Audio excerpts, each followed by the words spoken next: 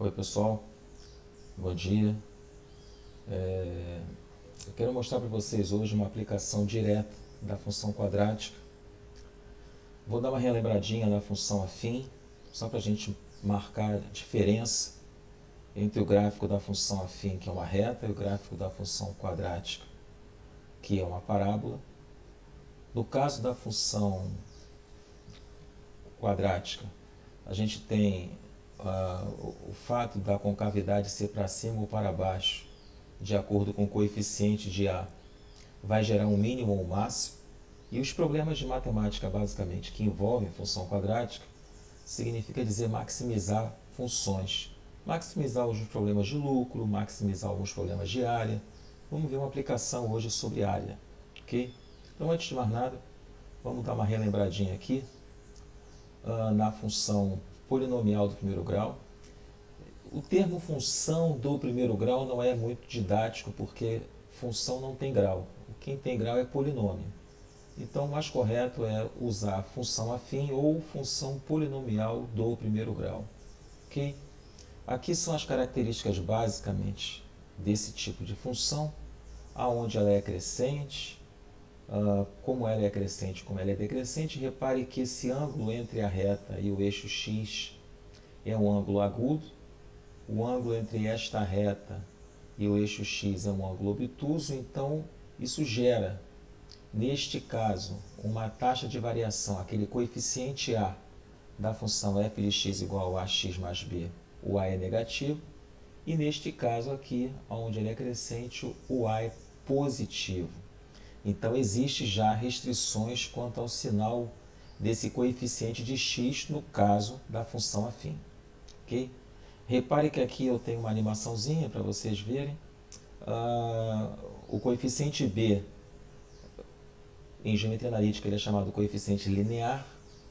No nosso caso de função afim, a gente diz que é o termo fixo, né? É aquele valor que não tem uma variação, ou o valor da função afim que intersecta o eixo y. E aqui no caso ela está fazendo uma animação exatamente quando ela vai ficar crescente, decrescente, etc. Ok?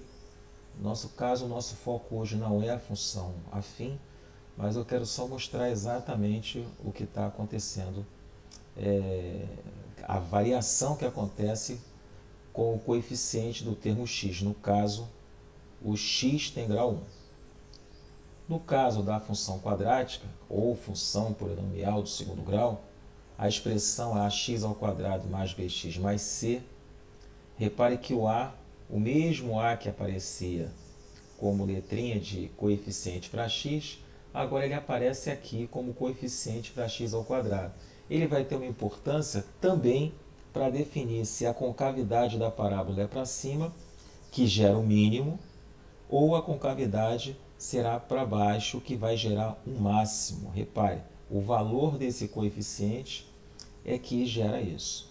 No caso, o ax ao quadrado mais bx mais c, sem a caracterização de função, ele é uma equação do segundo grau, onde a soma das raízes é dada por menos b sobre a, ou a soma dos zeros para a função, e o produto das raízes é dado como c sobre a.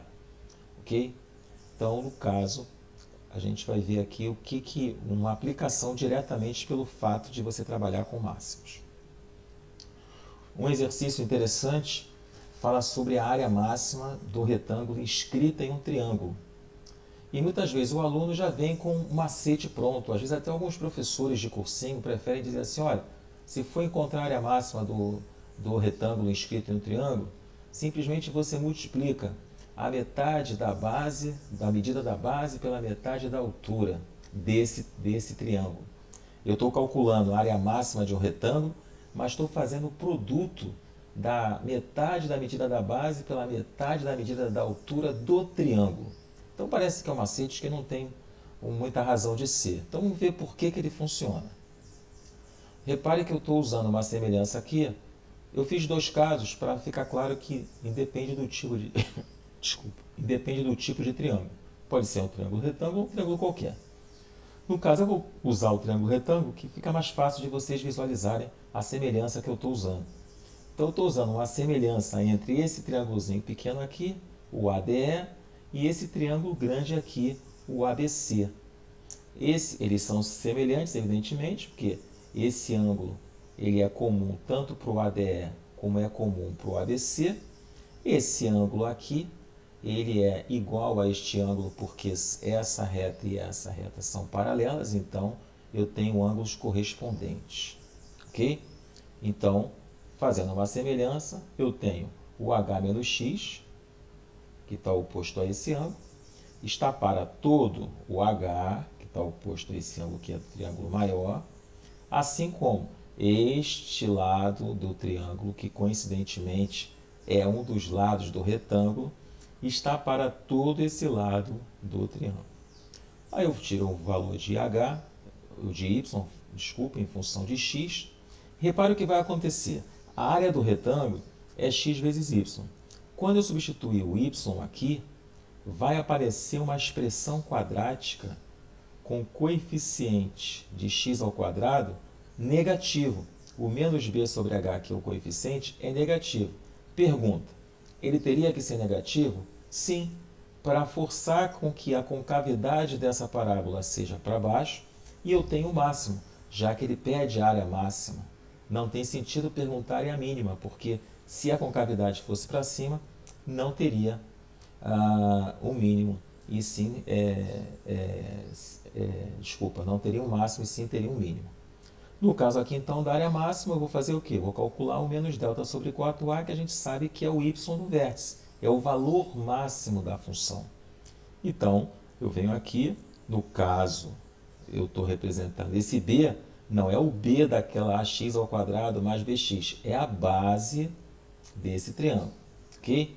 Então, no caso, ele é o coeficiente de x e o menos b sobre h é o coeficiente de a, e a gente está vendo aqui que não tem o c, o termo independente que é c é nulo. Então, no caso, ele vai aparecer um zero aqui, ó, quando eu faço b ao quadrado menos, desculpa, b ao quadrado menos 4ac, vai sumir, vai ficar só o b ao quadrado. Eu vou tirar aqui, eu vou cancelar, vai ficar b ao quadrado sobre menos 4b sobre h.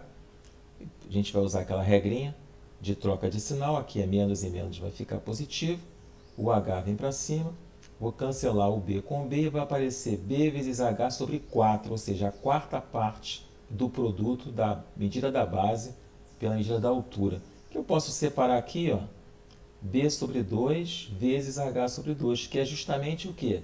Metade da medida da base multiplicado pela metade da medida da altura. Então, repare, eu fiz uma demonstração de uma propriedade, vamos dizer assim, que acontece utilizando a área máxima, mas na verdade o meu estudo nada mais foi do que o estudo da função quadrática e a maximização do resultado. Ok? Espero que vocês tenham gostado. Tentem refazer as contas, ou toda vez que vocês encontrarem um exercício em que fala máximo, a gente já sabe que tem que encontrar um coeficiente de x ao quadrado ou de qualquer termo variável ao quadrado negativo. Ok? Muito obrigado. Ver se vocês conseguem entender e a gente se vê na próxima.